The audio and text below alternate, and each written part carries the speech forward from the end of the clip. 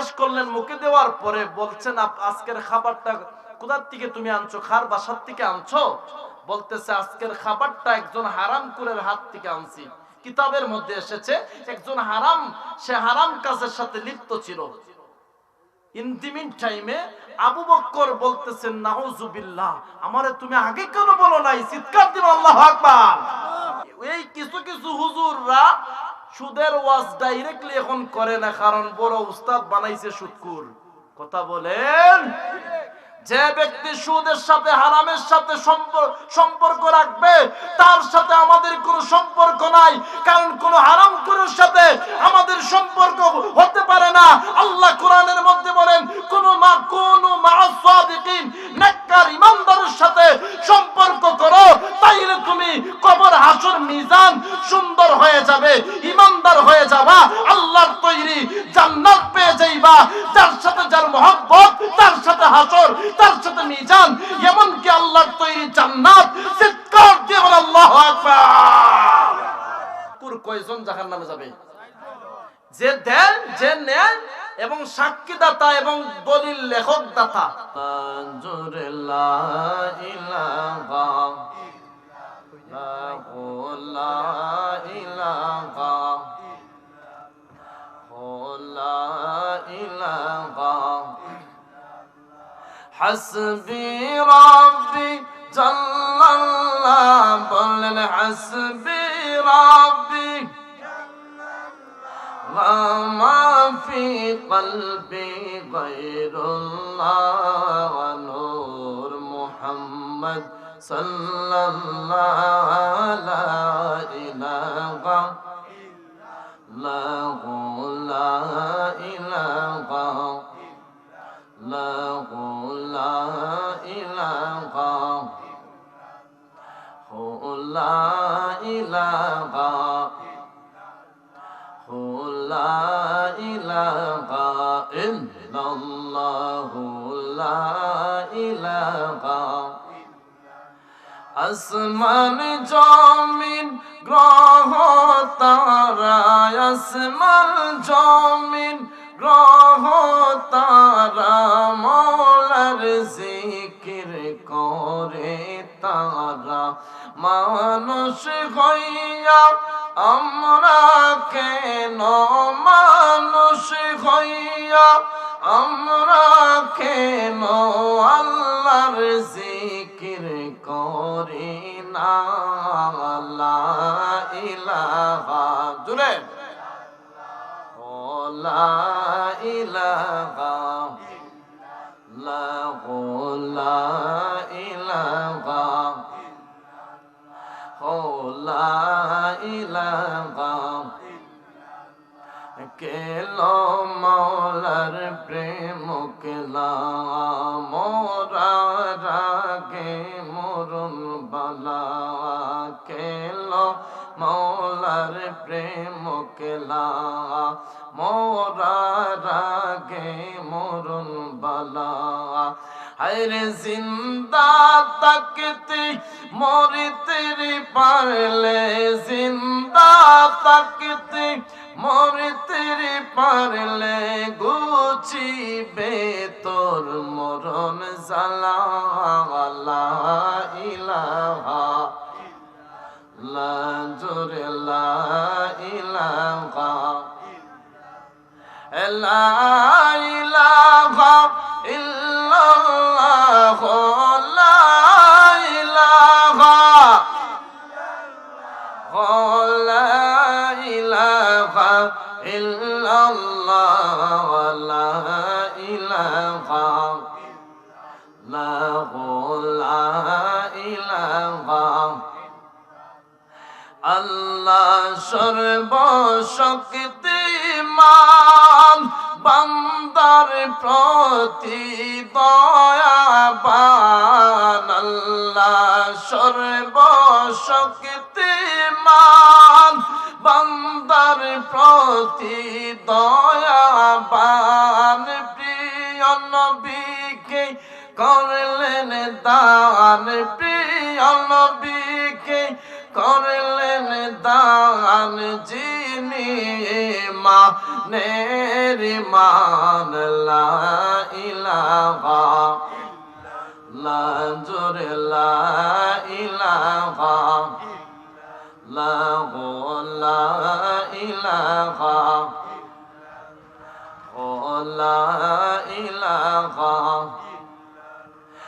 লা ইলাহা ইল্লাল্লাহ লা ইলাহা ইল্লাল্লাহ লা ইলাহা ইল্লাল্লাহ লা ইলাহা লা ইলাহা ইল্লাল্লাহ মুহাম্মাদুর রাসূলুল্লাহ সাল্লাল্লাহু আলাইহি ওয়াসাল্লাম। অধ্যক্ষের আয়োজিত ইব্রাহিম আলাইহিস সালাতু ওয়াস সালামের জামে মসজিদ শ্যামলী আদর্শ গ্রামের মসজিদ গোলডুবা এর উদ্যোগে সকল মুর্দাগণের ইসালা সব উপলক্ষে শ্যামলী গ্রামের সকল মুর্দাগণের রুহের মাগফিরাতের উসিলায় আজকের মুবারক মাহফিলের সম্মানিত শ্রদ্ধাভাজন সভাপতি জনাব মরহুম মোহাম্মদ আবুল কালাম সাহেব, বারাকাল্লাহু ফি হায়াতিক ওয়া মাগফিরা, আল্লাহ পাক যেন ওনারে জান্নাতের উচ্চ মাকাম দান করে, বলেন আমিন। আল্লাহর বান্দা গতকাল ছিল, আজকে নাই, ভাবতে কেমনটা লাগতেছে তাই না? গতকালকে উনি মুসল্লি ছিল, জুমার নামাজ পড়লো, আসরের জামাত পড়লো, কিন্তু আজকের কথা ছিল উনি সভাপতিত্ব করবেন, আজকে উনি কবরে। আল্লাহ পাক যেন ওনার কবরটারে রিয়াজুল জান্নাতের বাগান বানিয়ে দেন, বলেন আমিন। পৃথিবীর মধ্যে আমরা যারা এসেছি এবং আমরা আসার আগেই রব্বে কারীম আপনি আমার জন্য গোটা পৃথিবীর আনাচে কানাচে রিজিকের ব্যবস্থা করে দিয়েছেন। জবান খুলে বলুন, রিজিকের মালিক একজন কে? সবাই বলেন কে? একটা কথা মনে রাখবেন, হাজারটা শিয়ালের বাচ্চার দরকার নাই, একটা ইমাম, একটা বাঘের বাচ্চার হুঙ্কার, একটা সিংহের বাচ্চারই দরকার। কথা বলেন। হাজারটা বেনামাজি, মুনাফিক, নাস্তিক, বেঈমান দরকার না, একজন ইমানদার আল্লাহওয়ালা নবীর আশিক এবং নামাজি দরকার। কথা বলেন। তদরূপ ভাবে বলতেছিলাম, এই দুনিয়ার জগতে আল্লাহ রাব্বুল আলামিন আপনি আমাদের পাঠানোর আগে রিজিকের ব্যবস্থা করে দিয়েছেন। কুরআনের মধ্যে ঘোষণা দিয়েছেন, ওয়ামা মিন দাব্বাতিন ফিল আরদি ইল্লা আলাল্লাহি রিজকুহা। উচ্চ আওয়াজে বলেন সুবহানাল্লাহ। ওই রব্বে কারীম বলেন, বান্দা তোমারে আমি জমিনও পাঠাইবার আগেই তোমার রিজিক আমি গোটা পৃথিবীর আনাচে কানাচে পাঠিয়ে দিয়েছি। সুবহানাল্লাহ। এখন এই রিজিকের তাগিদে, এই রিজিক অন্বেষণ করতে গিয়ে আমরা নিজের জীবন বাঁচানোর জন্য কেউ ব্যবসা করতেছে, কেউ হালাল ভাবে খাবার উপার্জন করতেছে কষ্ট কইরা, কেউ হারাম ভাবে মানুষের উপর জুলুম কইরা টাকা আত্মসাৎ করতেছে। এই জমিনটা আপনি আমার জন্য পরীক্ষার একটা মাঠ। এই জমিনে যা কিছু করবেন, এই পাওনাটুকু, এই ফলটুকু কবর, হাসর, মিজান, ফুলসিরাত পর্যন্ত পাইবেন। এবার যদি আপনি আমি ভালো করি, ভালো কোনো কিছু নিজের জীবনে এবং আমল নামার মধ্যে পাইমু, আর যদি খারাপ কাজ করি, খারাপ কাজ অনুযায়ী খারাপ কাজের শাস্তি কবর, হাসর সব জায়গার মধ্যে বুক করতে হবে। উচ্চ আওয়াজে বলেন নাউজুবিল্লাহ। এবার আমাকে দেওয়া হয়েছে সুদের বিষয়। সুদ কতটুকু আপনি আমার জীবনের মধ্যে জঘন্যতম একটা অন্যায়, অপরাধ, যার সম্পর্কে সুদের বিষয়ে আল্লাহ স্পষ্ট কুরআনের মধ্যে আয়াত নাজিল করেছেন। আল্লাহ কুরআনের মধ্যে বলেছেন, আল্লাযীনা ইয়াকুলুনার রিবা। আরেক আয়াতের মধ্যে আল্লাহ বলেন, ওয়া হাল্লাল্লাহুল বাইআ ওয়া হাররামার রিবা। রিবা বলতে কি বুঝি আমরা? সুদকে আমরা আরবিতে রিবা বলা হয়েছে, আমরা বলি সুদ। এবার বাইআ বলতে কি বুঝি আমরা? এখানে ব্যবসাকে বলা হয়েছে। আল্লাহ পাক বলেন, বান্দা আমি তোমাদের জন্য ব্যবসাটাকে হালাল করছি, এবং ব্যবসা অসংখ্য নবী রাসূল, এমনকি আমাদের মাযহাবের ইমাম আবু হানিফা রহমতুল্লাহি আলাইহি পর্যন্ত এই ব্যবসা করছেন। তার মানে বোঝা যায় অসংখ্য নবী রাসূলের সুন্নত হচ্ছে ব্যবসা করা। সুবহানাল্লাহ বলেন। কষ্ট হইতেছে আপনাদের? আওয়াজ দিকে একদম ঠান্ডা। আজকে তো ঠান্ডা কম, কিন্তু মানুষের আওয়াজ কেন এত ঠান্ডা? আওয়াজ দিয়ে, উচ্চ আওয়াজে, কণ্ঠে শক্তি দিয়ে, ইমানের আওয়াজ দিয়ে, চিৎকার দিয়ে বলেন আল্লাহু আকবার। এবার বলতেছিলাম, আল্লাহ পাক বলছেন, দুনিয়ার মানুষ আমি তোমাদের জন্য সুদকে, ব্যবসাকে হালাল করে দিলাম, আর ওয়াহাররামার রিবা, হারাম করে দিয়েছি সুদকে তোমাদের জন্য। কারণ সুদের মধ্যে কয়েকটা জঘন্যতম অপরাধ আছে। এক নাম্বার, আল্লাহর আইনের বিরোধিতা করতেছেন।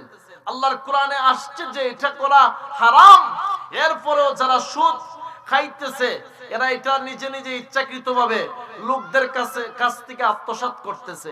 নাউজুবিল্লাহ বলেন। দুই নাম্বার হচ্ছে গরিবদের সাথে জুলুম করতেছে, যেটা রব্বে কারীম পছন্দ করেন না। আল্লাহ বলেন, যখন গরিবদেরকে নিয়ে তামাশা করা হয়, মজলুমদেরকে নিয়ে তামাশা করা হয়, ওই সময় আমি রব সহ্য করতে পারি না। চিৎকার দিয়ে বলেন আল্লাহু আকবার। এবার এই আয়াতের মধ্যে আল্লাহ পাক বলেন, আমি তোমাদের জন্য ব্যবসাকে হালাল করেছি, আইন দিয়েছি, তোমাদেরকে আদেশ করেছি ব্যবসা করো। ব্যবসা করলে যেমন ব্যবসা কইরা নিজের জীবিকা উপার্জন করতে পারবেন, তদ্রূপ আপনি এই ব্যবসার অনুযায়ী করার ক্ষেত্রে আপনি এই ব্যবসা অনুযায়ী আপনার ইবাদতের আমলের মধ্যে সওয়াবটুকু পাইতে থাকবেন, সুন্নত নবীর আদায় হতে থাকবে।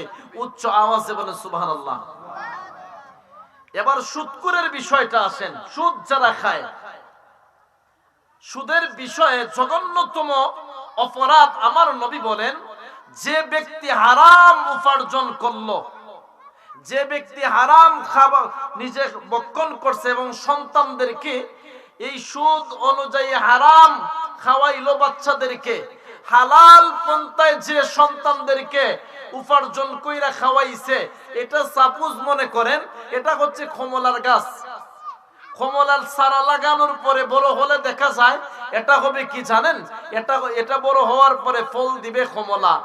আর আপনার সন্তানরে হারাম খাওয়াইয়া বড় করলে, হারাম খাওয়াইয়া বড় করলে কি হবে জানেন? এই সন্তান বড় হইলে আপনারে কষ্ট দিবে। হারাম টাকা খাওয়াইয়া বড় করা মানে কি জানেন? মান্দার গাছ। মান্দার গাছ বড় হওয়ার পরে কোনো ফল দেয় না, সুতরাং এটা কষ্ট দেয়। তদ্রূপ আপনার সন্তানকে নিজে কষ্ট না কইরা জুলুম করে, আল্লাহর বিরোধিতা করে, আয়াতের বিরুদ্ধে চলে আপনি সুদ ভক্ষণ করছেন। আল্লাহ বলেন, তোমার সন্তান একটু মানুষ হবে না, এবং তোমার ব্লাডের মধ্যে, রক্তের মধ্যে তোমার হারাম মিশ্রিত হয়ে গেছে।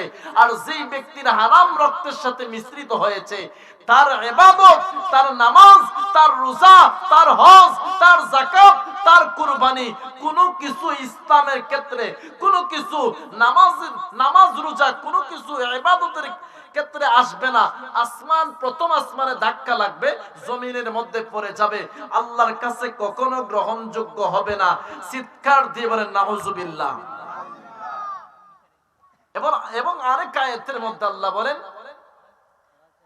ইয়া আইয়ুহাল্লাযীনা আমানুত্তাকুল্লাহ, হে ঈমানদারগণ, আমি আল্লাহকে ভয় করো। কেমন ভয়? কেন ভয় করব? আল্লাহ বলেন, আমানুত্তাকুল্লাহ ওয়া যারু মা বাকিয়া মিনার রিবা। আল্লাহু আকবার বলেন। এই আয়াতের মধ্যে আল্লাহ রাব্বুল আলামিন বলেন, আমি আল্লাহরে ভয় করো, এবং ওয়া যারু মা বাকিয়া মিনার রিবা, তোমরা যারা সুদের উপরে টাকা দিছো, বকেয়া মানে পাওনা যতটুকু, এগুলা মানুষ আমি আল্লাহরে ভয় কইরা এগুলা মাফ করে দাও। সুদের লাভটুকু তোমরা মাফ করে দাও, আমি আল্লাহরে ভয় করো, আমি আল্লাহর কাছে চাও। যদি তুমি মুমিন হও, নেককার হও, যদি ইমানদার দাবি করো, তাহলে কোনোদিন সুদ খাইতে পারবা না, কোনোদিন হারাম ভক্ষণ করতে পারবা না। যদি মনে করো আল্লাহ তোমার ইবাদত কবুল করবে, নামাজ কবুল করবে, তাহলে হারাম থেকে দূর থাকতে হবে। জবান খুলে বলেন ঘোষণা কার? আরো জোরে বলেন কার? যেই তো আমাকে সুদখোরের সাবজেক্ট, সুদের বিষয় আলোচনা করার সাবজেক্ট দেওয়া হয়েছে, এই জগতের মধ্যে একটা জিনিস মনে রাখবেন, যারা সুদ ভক্ষণ করে, এক নাম্বার তাদের চক্ষুর মধ্যে কোনো শোষণ নাই, দুই নাম্বার তাদের রোগ তেরা থাকে, তারা মানুষের সাথে ভালো আচরণ করে না, তিন নাম্বার তাদের ভিতরে আল্লাহর কোনো ভয় ঢুকে না। মৃত্যুর সময় সুদখোরের কালিমা নসিব হয়, আরো জোরে বলো হয়। মৃত্যুর সময় তার চেহারা শুকুরের চেহারার কি হয়ে যায়, পরিণত হয়ে যায়।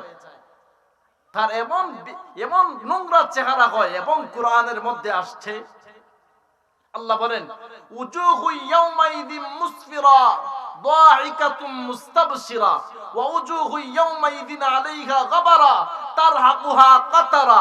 আল্লাহ বলেন, ও দুনিয়ার মানুষ, উজুহু ইয়াউমাইযিন মুসফিরা, একদল ইমানদারের হাসরের ময়দানে তার চেহারা দাহিকা, চেহারা হাস্য উজ্জ্বল থাকবে, মুস্তাবশিরা, চেহারা এমন সৌন্দর্য থাকবে, দেখতে তাদের দিকে চাইলেই শান্তি লাগে। সুবহানাল্লাহ বলেন।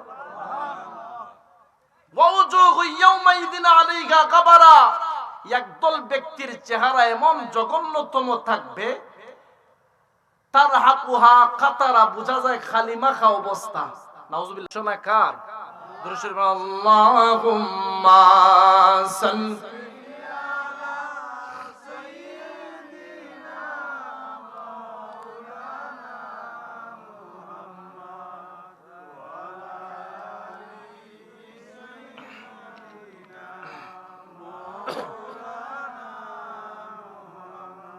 বলতেছিলাম, আল্লাহ রাব্বুল আলামিন বলেন, হাসরের ময়দানে একদল মানুষের দিকে তাকাইলে দেখবা তাদের চেহারার মধ্যে নূরের মতো ঝলঝল করতেছে, এবং শুধু তাই নয়, তাদের চেহারার মধ্যে বোঝা যায় এত সুন্দর, এত মায়া, এত মহব্বত লাগে। আর আরেক দল আছে যাদের চেহারার দিকে তাকাইলে বোঝা যায় কোনো না কোনো ব্যক্তি তার চেহারার মধ্যে খালি মাইকা দিছে, এমন অবস্থা থাকবে তারা বেঈমান। উলাইকা হুমুল কাফারাতুল ফাজারা, তারা কাফের মুশরিক, এবং আল্লাহর বিরোধিতা যারা করছে, আল্লাহর কোরআনের আইনের বাইরে যারা চলছে, তাদের চেহারা এমন জঘন্যতম হবে। তদ্রূপ যারা সুদ খাইব, যারা হারাম খাবে, যারা জুলুম করবে, মানুষদের সাথে বেয়াদবি করবে, তাদের চেহারা ওই হাসরের মাঠে খালি মাকা অবস্থায় জঘন্য চেহারা নিয়ে দাঁড়াইবে। উচ্চ আওয়াজে বলেন নাউজুবিল্লাহ। গভীর মনোযোগ। এই দুনিয়ার জগতের মধ্যে যারা আগমন করেছে, আল্লাহ রাব্বুল আলামিন বান্দাদেরকে অনেক ভালোবাসেন। বান্দাদেরকে ভালোবাসা কোরআনের আয়াত দিয়ে নিষেধ করেছেন, আবার অন্য জায়গায় আদেশ করেছেন, যেটা ভালো ওইটা। রে পৃথিবীর মুসলমান, কোরআনের মধ্যে আল্লাহ বলেন, আমি আল্লাহকে ভয় করো, আমি আল্লাহকে ভয় করো, কারণ আমি আল্লাহ তোমার কবরে তুমি যাওয়ার পরে আমার আদেশ জিজ্ঞাসা করা হবে, আমি রবের সম্পর্কে জিজ্ঞাসা করা হবে। হাসরের ময়দানে আমি আমার কথা তোমাকে জিজ্ঞাসা করা হবে, আমি প্রশ্ন করব। আমার আইন যে ব্যক্তি না মাইনা কবরে যাবে, তার কোনো উপায় থাকবে না। রে মুসলমান, কোরআনের আরেক জায়গার মধ্যে আল্লাহ রাব্বুল আলামিন বলেন, বান্দা তুমি ভুল করেছো, অপরাধ করেছো, তারপরেও আমি আল্লাহ তোমাকে ধ্বংস করে দেই না, সঙ্গে সঙ্গে ধ্বংস করে দেই না। আমি আল্লাহ কোরআনের মধ্যে বলি, কুল ইয়া ইবাদিয়াল্লাযীনা আসরাফু আলা আনফুসিহিম লা তাকনাতু মির রাহমাতিল্লাহ ইন্নাল্লাহা ইয়াগফিরুয যুনুবা জামিআ ইন্নাহু হুয়াল গফুরুর রাহিম।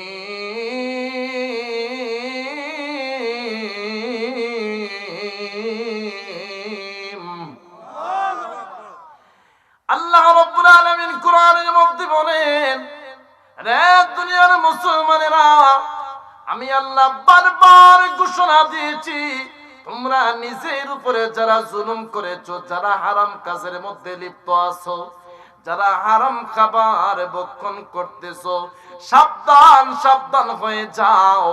আমি আল্লাহর রাস্তা থেকে দূরে সরে যাইও না। আমি আল্লাহর আদেশ মানো।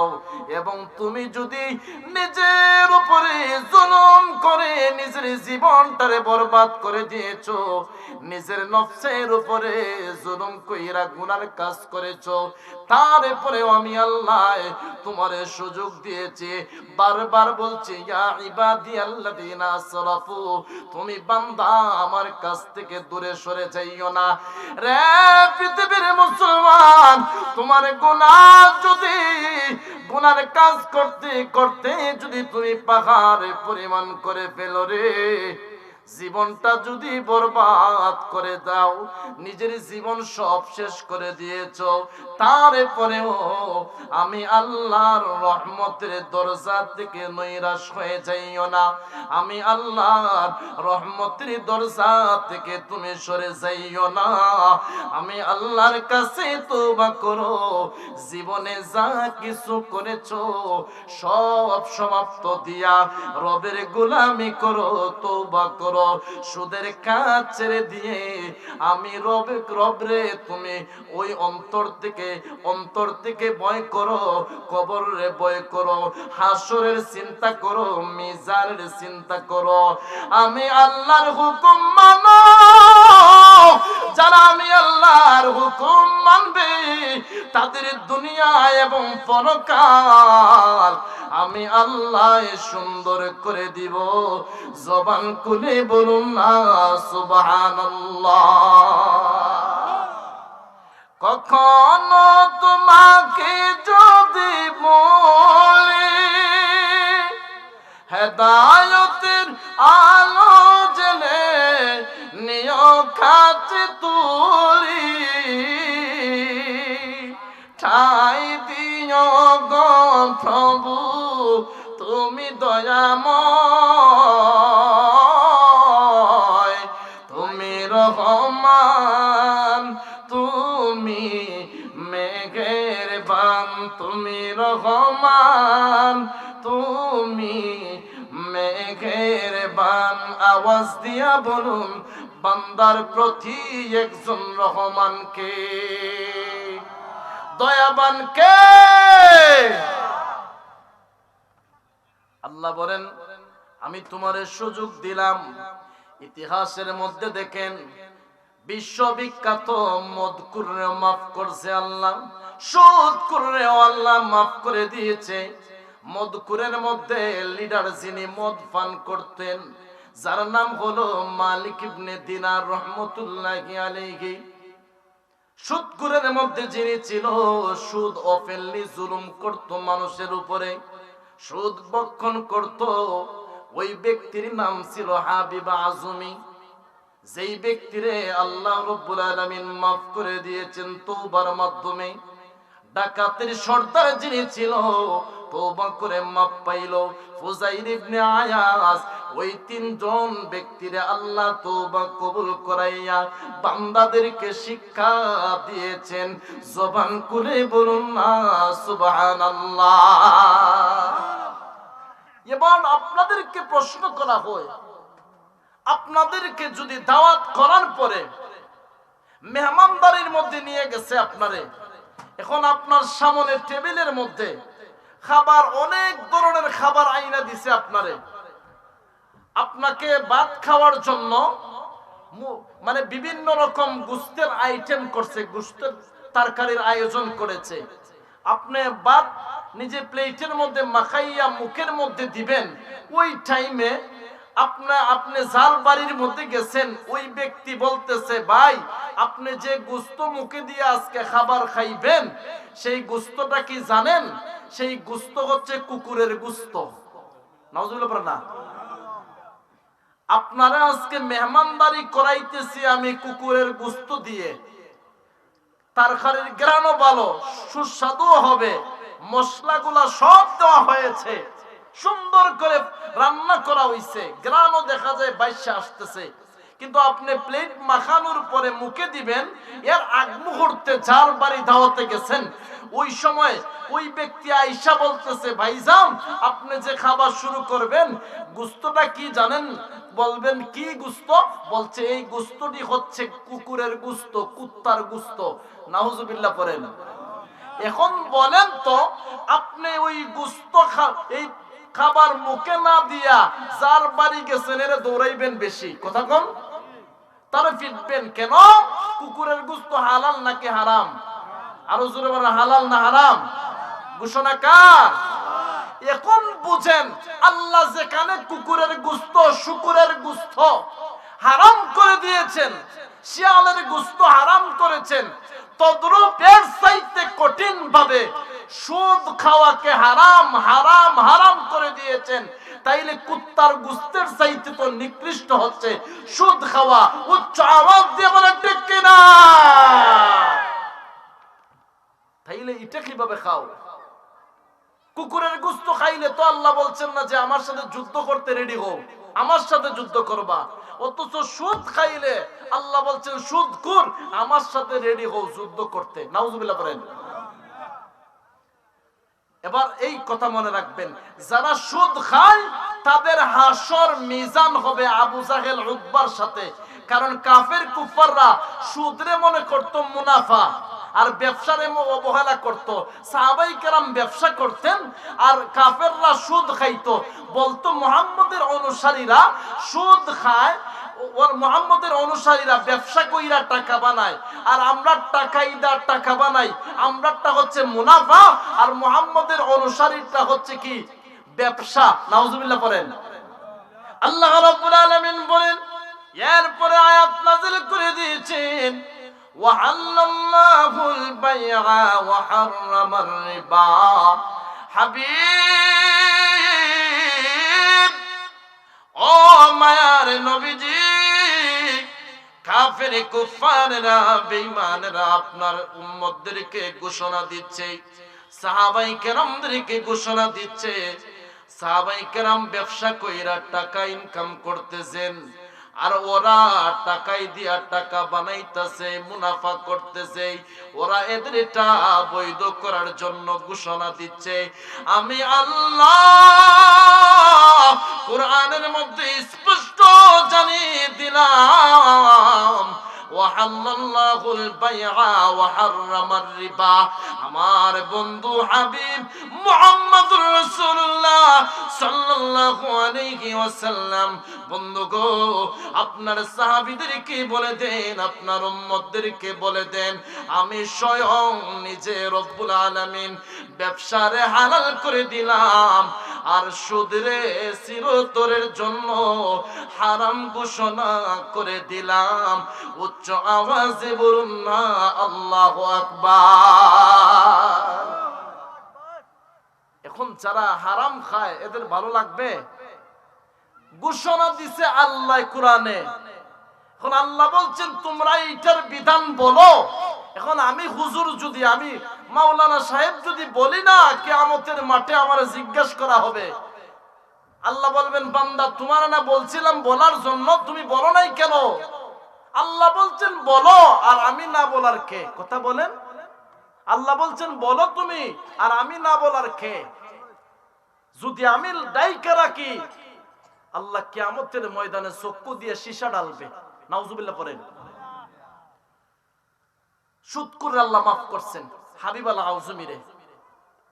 এই হাবিব আল আউজুমি কেমন সুদকুর ছিল! রাস্তা দিয়ে হাইটটা গেলে ভাই কি হইতো জানেন? ছোট্ট ছোট্ট এলাকার বাচ্চারা আছে না, এরা পর্যন্ত বলতো ওই দেখো হাবিব আল আউজুমি যাইতেছে সুদকুর। এর সামন দিয়ে পইরো না, নাউজুবিল্লাহ পড়েন। এর সামনে যাইও না, কারণ সুদখোর, সুদ খায়। আমাদের দিকে, আমাদের দেশে সুদ আছে, আসেনি? এখন সুদের ওয়াজ হয় না ডরাইয়া, কেউ ফিট বাঁচাই বেল লাগে সুদের ওয়াজ করে না। কেন জানেন? কারণ আগে সুদখোরের ওয়াজ করলে কোনো সমস্যা আছিল, এখন কিছু কিছু হুজুররা সুদের ওয়াজ চাইরা দিছে।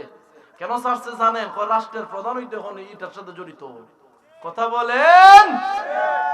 আগে ভয় পাইতো মানুষ মিথ্যা বলতে গুনাহ হইব, আর এখন ভয় পায় সত্য কথা বলতে মাইর খাইব। আরে কথা বলেন না? এখন সত্য কথা বলতে ভয় পায়, কেন? মাইর খাইব। আগে সুদের ওয়াজ ওপেন করত কিছু কিছু হুজুররা, এখন এই কিছু কিছু হুজুররা সুদের ওয়াজ ডাইরেক্টলি এখন করে না, কারণ বড় উস্তাদ বানাইছে সুদখোর। কথা বলেন। যে ব্যক্তি সুদের সাথে, হারামের সাথে সম্পর্ক রাখবে, তার সাথে আমাদের কোনো সম্পর্ক নাই, কারণ কোন হারামখোরের সাথে আমাদের সম্পর্ক হতে পারে না। আল্লাহ কোরআনের মধ্যে বলেন, কোন মা'আস সাদিকিন, নেককার ইমানদারের সাথে সম্পর্ক করো, তাইলে তুমি কবর হাসর মিজান সুন্দর হয়ে যাবে, ইমানদার হয়ে যাবা, আল্লাহর তৈরি জান্নাত পেয়ে যাইবা। যার সাথে যার মহব্বত, তার সাথে হাসর, তার সাথে মিজান, এমনকি আল্লাহর তৈরি জান্নাত। চিৎকার দিয়ে বল আল্লাহু আকবার, আল্লাহু আকবার, আল্লাহু আকবার। ঘোষণা কার? এবার আসেন ওই হাবিব আল আজমির ঘটনা বলছি। হাবিব আল আজমি করলো কি জানেন? সে এমন পর্যায়ে সুদ খায়, মানুষ মইরা গেলে গিয়ে কয় আমার সুদের টাকা আগে দে, মর বাস যা কিছু তোদের ইচ্ছা। নাউজুবিল্লাহ বলবেন না? কয় মরো বা বাঁচো, এটা আমাদের কোনো দেখার টাইম নাই, তবে সুদের টাকা অবশ্যই আমার দিতে হবে। এখন একজন অসহায় মানুষ বিপদে পইরা সুদ আনছে, সুদখোর ৬০ জন জাহান্নামে যাবে। হাদিস শরীফের মধ্যে আসছে, একজন যে সুদ দেয়, আর একজন যে সুদ গ্রহণ করে, আর একজন যে সাক্ষী হয়, কয়জন হইছে? আর একজন যে সুদের টাকা দিয়া দলিল লেখে, কয়জন? আরো জোরে কয়জন? সাবধান, কোনদিন সুদের মাইজকারা মাইয়েন না। এখন আমাদের দেশের মধ্যে কি শুরু হইছে জানেননি? মানে হালাল পন্থায় মিথ্যা কথা গীবত। বলেন কেমনে? কয় কথা জানি আমি, এই কথাটা বললে গীবত হবে, তারপরেও বইলা ফেলছি। দেখছেন নি হালাল পন্থায় গীবত গায়? এরকম আছে না নাই? কয় জানি এইটা বললে গীবত হবে, তারপরেও না বললে পারতেছি না, তার মানে হালাল পন্থায় গীবত শুরু করছে। নাউজুবিল্লাহ পড়েন না? এরকম আছে না আমাদের সমাজে? আছে এরকম? বলে না? বলবেন ভাই তুই যখন জানোস গীবত হইব তাইলে বলস কেন? এখন কয় ভাই বিপদে পড়ছে, সাক্ষী না দিয়ে পারছি না, এই জন্য আমি তার লাভের টাকার সাক্ষীদার হয়ে গেছি। রাসূল বলেন তুমি সাক্ষীদার ও তার সাথে জাহান্নামে যাইবা। নাউজুবিল্লাহ পড়েন। এখন আরেক বেচারাই বলতেছে স্টাম্প লিখতে আমি তো ১৫০ টাকা পাইমু। আল্লাহর রাসূল বলেন ১৫০ টাকা তো পাইবা মিয়া, তুমি এর বিনিময়ে জাহান্নামের আগুন কিনা নিছো। চিৎকার দিয়ে বলেন নাউজুবিল্লাহ। সুদের টাকা সুদখোর কয়জন জাহান্নামে যাবে? যে দেন, যে নেন, এবং সাক্ষীদাতা এবং দলিল লেখক দাতা, কয়টা জাহান্নাম? আল্লাহ আমাদেরকে এইসব থেকে হেফাজত করুক, বলেন আমিন। এবার আসেন হাবিব আল আজমির কথা। রাস্তা দিয়ে হাইটা হাইটা যাইতেছে, মানুষ বলে ওই যে দেখো সুদখোর যাইতেছে। এখন সুদখোরের কথা শুনে তার গায়ে লাগে না, কারণ যার ব্লাড নষ্ট হয়ে গেছে তার কি গায়ে লাগবো? না, বলে এটা তো আমার পেশা। নাউজুবিল্লাহ পড়বেন না? ওইটা তার পেশা। রে মুসলমান, হাবিব আল আজমি রাস্তা দিয়ে হাইটা হাইটা যাচ্ছে, হঠাৎ করে যেই বাড়ির মধ্যে সুদের লাভ আনার জন্য গেল রে, ওই বাড়ির মধ্যে একজন মহিলা গরিব, যার স্বামী মারা গেছে, বৃদ্ধ মহিলা, আবার সন্তানেরাও তেমন উপযুক্ত না, বয়স হয়ে যাচ্ছে, সন্তানরা শেষ বয়সে পাইছে, সন্তানেরাও এতিম হয়ে গেছে, চলার কোনো সামর্থ্য নাই। ওই হাবিব আল আজমি ওই এদের বাড়ির মধ্যে ঢুকারে পরে বলতেছেন, মহিলা, তোমার কাছে আমি সুদের লাভ নেওয়ার জন্য এসেছি, তুমি আমার সুদের লাভটুকু ফেরত দাও। এবার লক্ষ্য করে দেখুন, এই মহিলা হাবিবাল আজমিরে ডাক দিয়া কয় রে, ওগো আল্লাহর বান্দা হাবিবাল আজমি, শুনে রাখেন, আমার স্বামী নাই, আমরা এক বেলা খাবার খাই আর এক বেলা উপবাস থাকি। অনেক সময় আমাদের চুলার মধ্যে আগুন আমরা ধরাইতে পারি না, আমার সন্তানেরা অনেক সময় উপবাস থাকে গো। আপনি যদি একটু দয়া করেন, আমি আপনার সুদের লাভটুকু আমি কিছুদিন পরে দিয়ে দিব। যেহেতু আমার স্বামী জীবিত থাকা অবস্থায় আপনার কাছ থেকে সুদের টাকা, সুদের উপরে টাকা কর্জা করেছে, দাঁড় নিয়ে আসছেন, সেহেতু আমি আপনার টাকাটা পরিশোধ করব। ও হাবিবাল আজমি, আপনি মেহেরবানি করে আমাদের উপরে ধমক দিয়েন না, রাগ দেখাইয়েন না, আপনার টাকাগুলি আমি দিয়ে দিব। এই মুহূর্তে হাবিবাল আজমি সুদের টাকার জন্য মাথা গরম হয়ে গেল রে, মাথা গরম হয়ে গেছে।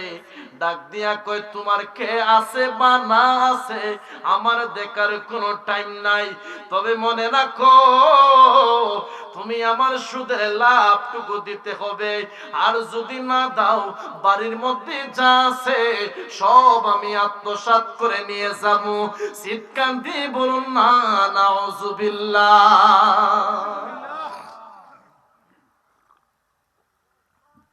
মহিলার কোনো কিছু বাড়ির মধ্যে নাই, দুইটা প্রায় একটা ছাগলের মতো আছে, ছোট্ট একটা ছাগলের বাচ্চা আছে বাড়ির মধ্যে।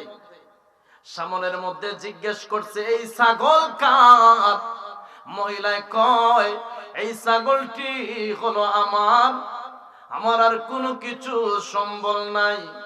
যদি আমরা বেশি অসহায় হয়ে যাই, তাহলে আমরা চিন্তা ভাবনা করেছি এই ছাগলটা বিক্রি কইরা আমার সন্তানদের মুখে খাবার দিমু। ওগো আল্লাহর বান্দা, ছাগলটা আপনি নিয়ে যাইয়েন না। হাবিবাল আজমি সেই ছাগলটারে হাতের মধ্যে টান দিয়া নিয়ে নিছে, কই আমার বাকি টাকা পরে দিবি, আর এই মুহূর্তে তোর কাছ থেকে সুদের লাভের উপরে আমি ওই ছাগলটা নিয়ে গেলাম। নাউজুবিল্লাহ। কই পিছন দিকে চিৎকার দিবি না, চেঁচামেচি করবি না রে, সাবধান, আমার লাভের টাকা অনেক দিন গড়াগড়ি করতেছে, তুই লাভ দেস না। তোর জামাই আমার কাছ থেকে ওই সুদের টাকা গ্রহণ করেছিল, লাভ দিব বইলা মারা গেছে, কিন্তু টাকা দিয়ে যেতে পারে না। রে মুসলমান, মুহূর্তের ভিতরে হাবিবাল আজমি ওই এতিম অসহায় ছোট্ট বাচ্চাদের ছাগলটারে দইরা নিয়ে গেছে। কয়, ছাগল আমার অনেক ভালো লাগে, খাসি খাইতে অনেক ভালো লাগে, যেহেতু এটা ছাগল আবার ছোট্ট বাচ্চাও আছে, এইটা আত্মসাৎ করে নিয়ে গেলাম। বাড়ির মধ্যে যাওয়ার পরে বিবিরে ডাক দিয়া কই, বিবিরে আজকে অনেক সুন্দর করে রান্না করবা, একটা খাসি আনছি, খাসির গোশত খাইতে অনেক ভালো লাগে আমার, নিজের হাত দিয়া কুরবানি দিছে হাবিবাল আজমি। জবাই করার পরে গোশতগুলি সুন্দর করে বন্টন করছে, পরিষ্কার করেছে। পরিষ্কার করার পরে মহিলার তার স্ত্রীর কাছে দিছে রান্না করার জন্য। রান্না করার সময় চতুর্দিক থেকে গ্রান আসতেছে, রান্নার গ্রান আসতেছে, সুস্বাদু গ্রান আসতেছে। রুম থেকে বলতেছে, খাসির গোশত অনেক সুস্বাদু মনে হয়েছে, আজকে পেট ভরে খাবার খাইমু। ও মুসলমান,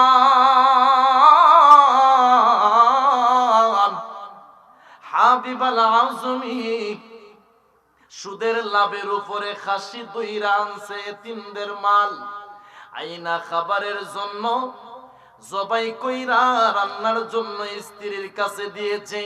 ও স্ত্রী, রান্না কইরা যখন সামনের মধ্যে প্লেটের মধ্যে আইনা তরকারি গোস্তগুলি রাখছে রে, রাখার পরে তাকিয়ে দেখে গোস্তের টুকরা রান্না বোনা হয় নাই, প্রত্যেকটা গোস্ত তাজা রক্তে পরিণত হয়ে গেছে। চিৎকার দিয়ে বলুন না নাউজুবিল্লাহ। প্রত্যেকটা গোস্ত রক্তের চাক্কা হয়ে গেছে, কাঁচা রক্ত বের হইতেছে, অজস্র রক্ত বের হচ্ছে। হাবিব আল আজমি জিহ্বার মধ্যে একটা কামড় মেরে দিয়েছে, ডাক দিয়া কয় গো আল্লাহ, আমি আমার জীবনে অনেক অন্যায় করে ফেলেছি, আমি আমার জীবনে অনেক মানুষের উপরে জুলুম করেছি, আমি অসহায় এতিম বাচ্চাদের খাসিটা নিয়ে জোর করে নিয়ে আসলাম, মনে হয় রব আপনি আমার উপরে বেজার হয়ে গেছেন। ওগো আল্লাহ, আমার মতো নাফরমান, আমার মতো গুনাহগার, আমার মতো জুলুম করার কেউ হতে পারে না। প্রভু, জীবনে অনেক অন্যায় করেছি। ওই সময় জামানার শ্রেষ্ঠ আলেম হাসান বসরি রহমতুল্লাহি আলাইহি গিয়েছিলেন। ওই হাসান বসরির কাছে একটা দৌড় মারছে, গিয়া ডাক দিয়া কয় হুজুর, আমি তাকাইয়া দেখি গো আমার রান্নার প্লেটের তরকারি গুলা রক্ত হয়ে গেছে, তাজা রক্ত হয়ে গেছে, জানি না এমন কেন হয়ে গেছে।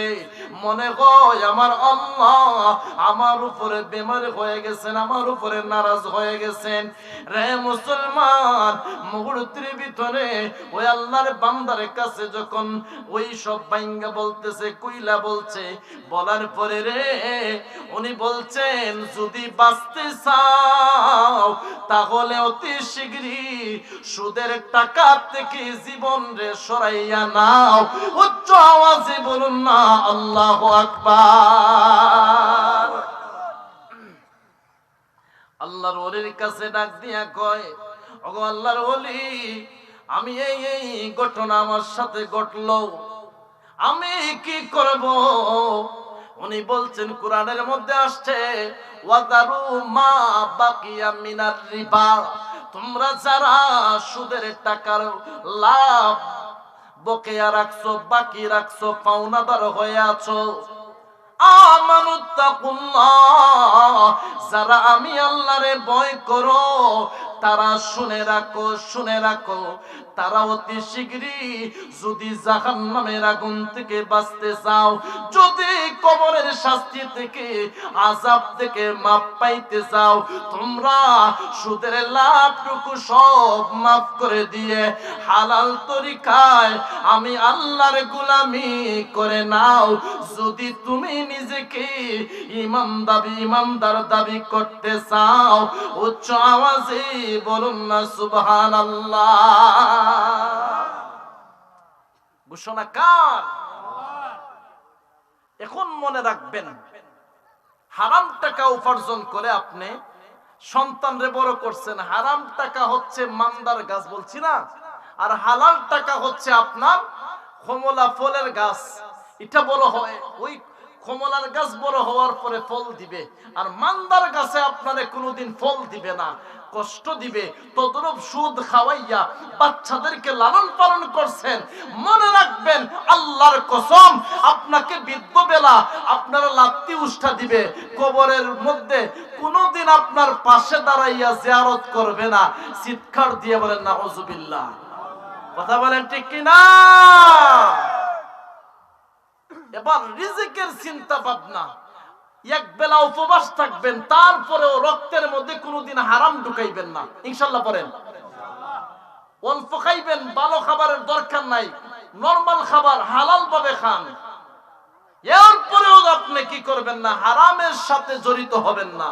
হারাম যদি নিজের পেটের মধ্যে ঢুকান, তাহলে জীবন বরবাদ হয়ে যাবে। নাউজুবিল্লাহ পড়েন। আবু বকর রাদিয়াল্লাহু তাআলা আনহুকে টিফিন দিয়ে খাবার আইনা দিত, তো অনেক সময় উনি কি করতেন জানেন, খাবার জিজ্ঞাসা করতেন কার বাড়ি থেকে আনছো, কার ঘর থেকে খাবার আনছো। কিন্তু হঠাৎ একদিন ওনার কিদা লাগছে বেশি, জিজ্ঞাসা করতে মনে নাই, মুখে দিয়া দিছেন। জিজ্ঞাসা করলেন, মুখে দেওয়ার পরে বলছেন আজকের খাবারটা কোথার থেকে তুমি আনছো, কার বাসার থেকে আনছো? বলতেছে আজকের খাবারটা একজন হারামখোরের হাত থেকে আনছি। কিতাবের মধ্যে এসেছে একজন সে হারাম কাজের সাথে লিপ্ত ছিল। ইন্টিমিন টাইমে আবু বকর বলতেছেন নাউজুবিল্লাহ, আমারে তুমি আগে কেন বলো নাই? চিৎকার দিন আল্লাহু আকবার। ঈমান কেমন ছিল, ঈমানের পাওয়ার কেমন ছিল? আল্লাহ কোরআনের মধ্যে বলেন, ইযা যুকিরাল্লাহু ওয়াজিলাত কুলুবুহুম ওয়া ইযা তুলিয়াত আলাইহিম আয়াতুহু যাদাতহুম ঈমানা ওয়া আলা রাব্বিহিম ইয়াতাওয়াক্কালুন। চিৎকার দিয়ে বলেন আল্লাহু আকবার। আল্লাহ বলেন, তুমি যে ঈমানদার, তুমি নিজে চিনতে পারবা। স্বর্ণকারে চিনতে পারে এটা আসল স্বর্ণ নাকি নকল, কারণ কেমনে চিনে? তার কাছে পরশ পাথর আছে, টাচ করলেই বুঝতে পারে কোনটা আসল আর কোনটা নকল। তদ্রূপ আপনার ঈমান মজবুত আছে কিনা, আপনার ঈমান আল্লাহর প্রতি মহব্বত আছে কিনা, কোরআনের আয়াত দিয়ে পরীক্ষা করেন। আল্লাহ বলেন, যখন আমাকে স্মরণ করা হবে, ইদা যুকিরাল্লাহ, আমাকে স্মরণ করা হবে, ওয়াজিলাত কুলুবুকুম, তোমার কলবের ভিতরে, অন্তরের ভিতরে আমি আল্লাহর প্রতি অন্তরটা বিগলিত হয়ে যাবে, মহব্বত বাড়তে থাকবে। জবান করে বলো সুবহানাল্লাহ। ওয়াইদা তুলিয়াত আলাইহিম আয়াতুহু, যখন তোমার সামনে কোন ঈমানদার কুরআন তেলাওয়াত করবে, যাদাতহুম ঈমানা, ওই সময় তোমার ঈমানের শক্তি, ঈমানের মজা, ঈমানের মহব্বত, ঈমানের পাওয়ার বাড়তে থাকবে, বাড়তে থাকবে। জবান খুলে বলো সুবহানাল্লাহ। এখন আপনাদের তেলাওয়াত শুনতে ভালো লাগে? কথা কয় না, ভালো লাগে? বুঝতে পারো, বাকিটা বললাম না। কথা কার? আরো জোরে কার? আল্লাহ। সুদের সাবজেক্ট, হারাম কি জিনিস ভয়ানক, যেই জায়গার মধ্যে রব বলছেন আমার জমিনে খাও, আমার আসমানের নিচে থাকতেছো, আমি তোর লাগি জমিনটারে বিছানা বানাইছি, ওয়াসসামা, আসমানটারে সামিয়ানা, ছাদ বানাইছি, এরপরেও তুই হারাম খাস, আমি বইলা দিলাম আমার সাথে রেডিও যুদ্ধ করতে। নাউজুবিল্লাহ পড়েন। রে পৃথিবীর মুসলমান, রিজিকের চিন্তা করার কোনো প্রয়োজন নাই। যিনি আপনি আমারে সৃষ্টি করেছেন, ওই মালিক আপনি আমার জন্য রিজিক রেখে দিয়েছেন। জবান খুলে বলুন সুবহানাল্লাহ। কাসাইসুল আম্বিয়ার মধ্যে এসেছে, আল্লাহর নবী মুসা কালিমুল্লাহ, ওনার ওই সময় নবুয়তের দায়িত্ব শুরু হয় না। পরিবারের মধ্যে ওনার স্ত্রী অসুস্থ, ওনারে স্ত্রী অসুস্থ হওয়ার পরে ওনারে দায়িত্ব দেওয়া হলো জঙ্গলার ভিতরে যাওয়ার জন্য। মুসা কালিমুল্লাহ আল্লাহর সঙ্গে কথা বলতেন পাহাড়ের পাথরের আড়াল থেকে দাঁড়াইয়া দাঁড়াইয়া। মুসা কালিমুল্লাহরে আদেশ করা হলো, রে মুসা, তুমি ওই জঙ্গলার ভিতরে চলে যাও। মুসা নবী আল্লাহর কথা শোনার পরে বিবি যে বাড়ির মধ্যে অসুস্থ এটা ভুলে গেছেন। সুবহানাল্লাহ পড়েন। মুসা কালিমুল্লাহ আল্লাহর পয়গম্বর পাহাড়ের মধ্যে যাওয়ার পরে ইন দি মিন টাইমে আল্লাহর পক্ষ থেকে ওনার জীবনে শ্রেষ্ঠতম দায়িত্ব মর্যাদা পেয়েছেন। আল্লাহ রাব্বুল আলামিন ওনাকে নবুয়তের দায়িত্ব ওই সময় দিয়েছেন। সুবহানাল্লাহ। মুসারে ডাক দিয়ে বলছেন, রে মুসা, তোমার হাতের মধ্যে যে লাঠি আছে, সেই লাঠি দিয়া তুমি যদি পাথরের মধ্যে আঘাত করো পাথর ভেঙে যাবে। তুমি যদি রাস্তার মধ্যে আঘাত করো রাস্তা দ্বিখণ্ডিত হয়ে যাবে। রে মুসা, সামনের মধ্যে যে পাথরটি দেখতেছো সেই পাথরের মধ্যে একটা আঘাত করো। মুসা কালিমুল্লাহ ডাক দিয়া কোন, ওগো মালিক, সেই পাথরের মধ্যে কেন আমি আঘাত করব? কারণটা কি? আল্লাহ বলে বললেন মুসা রে পাথরের মধ্যে আঘাত করো। সময় শেষ।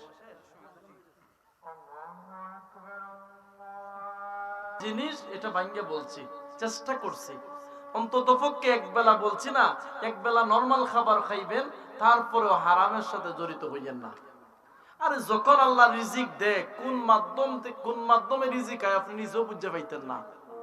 কারণ আপনি আমার মালিক তো ক্ষমতাশালী, গোলামের চিন্তা আছে। যার মালিক যত ক্ষমতাবান গোলামের তত সম্মান। কথা বল না? আমরা মালিক তো শ্রেষ্ঠ মালিক। আমরা মালিকের মতো কি 300 ওই যে দেবদেবী নাকি? আমরা মালিকের সাথে হইব? আমাদের কয়জন মালিক? আরো জোরে কয়জন?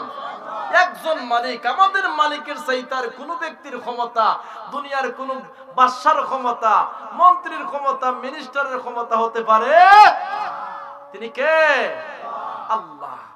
ওই রবের গোলামি করব এবং রবরে বলবো, ইয়া রাজ্জাকু, আপনি রিজিক দেন, আপনি ছাড়া কোনো উপায় নাই।